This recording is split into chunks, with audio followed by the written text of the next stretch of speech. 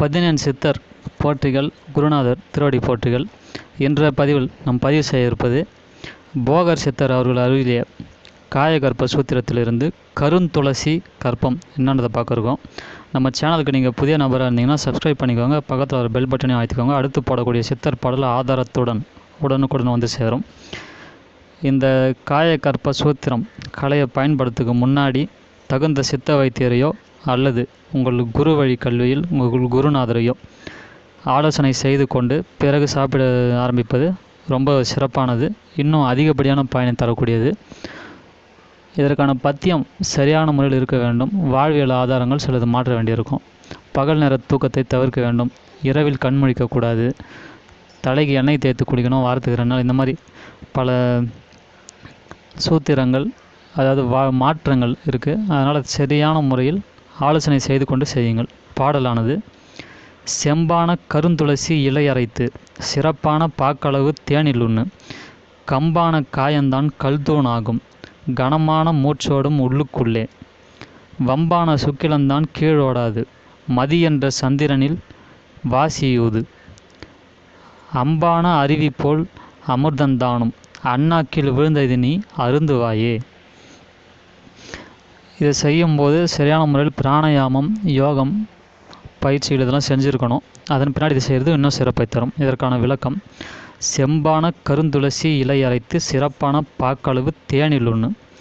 கருந்துளசி இலையை அரைச்சி பாக்கு அளவு தேனில் கலந்து சாப்பிடணும். கம்பான காயந்தான் கல்தூண் ஆகும். இப்படி சாப்பிட்டோன்னா உடலானது கல் தூண் போலாகும் என்று சொல்லியிருக்கார். கனமான மூச்சாடும் உள்ளுக்குள்ளே பார்த்திங்கன்னா நம்முடைய மூச்சு காற்று அதிகப்படியான சுவாசத்தில் ஓடும். வம்பான சுக்கிலந்தான் கீழ் ஓடாது. சுக்கிலம் இறங்காது, ஓடாது, அந்தளவுக்கு கட்டி இறுகி இருக்கும். மதி என்ற சந்திரனில் வாசியூது. வாசி யோகம் செய்யக்கூடிய ஆட்களுக்கு ரொம்ப தெளிவான ஒரு விஷயம். மதி என்ற சந்திரனில் சூரியக்கலை சந்திரக்கலை என்று சொல்லக்கூடிய சந்திரக்கலையில் வாசியை அதிகமாக பயன்படுத்தணும். இது முக்கியமான குறிப்பு இதுதான். அம்பான அருவி போல் அமிர்தந்தானும், அண்ணாக்கில் விழுந்ததை நீ அருந்துவாயே.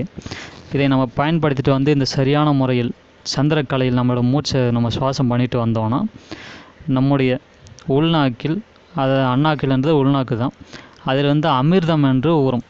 இது மிகப்பெரிய யோகிகள் ரிஷிகளுக்கு தானாகவே ஊறக்கூடியது. நம்ம யோக கலையில் முற்றி ஒரு தேர்ந்த நிலை வந்ததுக்கு பின்னாடி நமக்குள்ளே அது இறங்குறது நம்மளும் பார்க்கலாம். அது வரும். அதுவும் எப்படி வரும்? அருவி போல் வரும்னு சொல்லியிருக்காரு. அம்பான அருவி போல் அமிர்தந்தானும், அண்ணாக்கில் விழுந்ததை நீ அருந்துவாயதை, அதை சாப்பிட சொல்லியிருக்காரு. இந்த கற்ப சூத்திரம் என்ற முறையில் இது நம்ம சந்திரக்கலையில் ஓட்டுறது, இந்த மாதிரியான விஷயங்கள், மூச்சுக்குள்ளே அதிகமாக கனமாக ஓடுறது, உடம்பை கல் தூண் ஆக்குறது, இதெல்லாம் நம்ம செய்கிறோமோ இல்லையோ அப்பாற்பட்டது. கூடுமான வரைக்கும் இதை முயற்சி செய்ய ட்ரை பண்ணுங்கள். இந்த அழிந்து போன காயகற்ப கலையும் மீட்டெடுக்கவும் முயற்சி செய்யுங்க. உங்கள் ஆன்மீக நண்பர்கள், யோகிகள், உங்களுக்கு தெரிஞ்ச ஞானிகள் யாராவதுன்னா அவங்களுக்கும் சொல்லுங்கள். இது எதுவுமே முடியாத பட்சத்தில் இந்த கருந்துளசி என்ற ஒரு இனம் இறந்ததுக்கான அடையாளம் இப்போ ரொம்ப இல்லை. ஒரு காலத்தில் வீட்டில் ஒரு தோட்டங்களில் சும்மா சாதாரணமாக வளர்ந்துருங்க மூலிகைகள் தான் இதெல்லாம். இந்த கருந்துளசி உங்களுக்கு யாராவது கிடைச்சதுன்னா அதை அழிக்காமல் வச்சு வளர்க்கவும் முயற்சி செய்யுங்க. நன்றி.